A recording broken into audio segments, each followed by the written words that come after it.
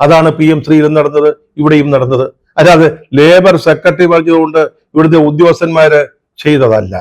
എന്താണ് ഈ PM3യിൽ നടന്നത്? ഓർമ്മയുണ്ടല്ലോ, നമ്മുടെ മുഖ്യമന്ത്രി ഡൽഹിയിൽ പോയി പ്രധാനമന്ത്രി മോദിയെ കണ്ടു.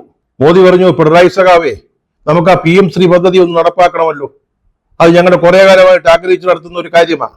അത് ഈ വിദ്യാഭ്യാസ രംഗമൊക്കെ കാവ്യവൽക്കരിക്കുക എന്നുള്ള ഞങ്ങളുടെ ലക്ഷ്യം സാധിക്കാൻ വേണ്ടിയുള്ളതാ.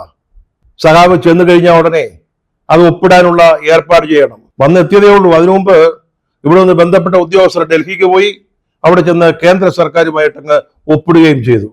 അതാ പറഞ്ഞത്, നടന്നുകൊണ്ടിരിക്കുന്നത് അതാ. കേന്ദ്ര സർക്കാർ പറയുന്നതനുസരിച്ച് ഓരോന്ന് ചെയ്യുന്ന സംസ്ഥാന സർക്കാർ. അതിനുള്ള കാരണങ്ങൾ ഇനിയും വിശദീകരിക്കേണ്ട കാര്യമില്ല.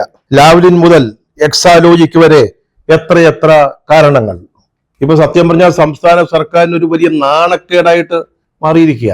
തൊഴിലാളികൾക്ക് വേണ്ടി തൊഴിലാളി വർഗ പാർട്ടികൾ നടത്തുന്ന ഭരണമാ ഇവിടുത്തേത് എന്നാണ് ഇടതുപക്ഷ മുന്നണി പറയുന്നത്. പക്ഷെ ഇവിടെ തൊഴിലാളികൾക്ക് പോലും രക്ഷയില്ല. അവർക്ക് സമരം ചെയ്യാനുള്ള സ്വാതന്ത്ര്യം നഷ്ടപ്പെടുന്നു.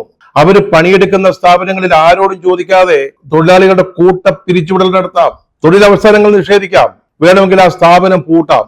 അതിനാവശ്യമായ ഒരു നിയമം നടപ്പാക്കുന്നതിനാണ് നമ്മുടെ സംസ്ഥാന സർക്കാർ, നമ്മുടെ തൊഴിലാളി വർഗ പാർട്ടികൾ നയിക്കുന്ന സർക്കാർ ഇപ്പോൾ ചട്ടങ്ങൾ തയ്യാറാക്കി അത് വിജ്ഞാപനം ചെയ്തിരിക്കുന്നത്.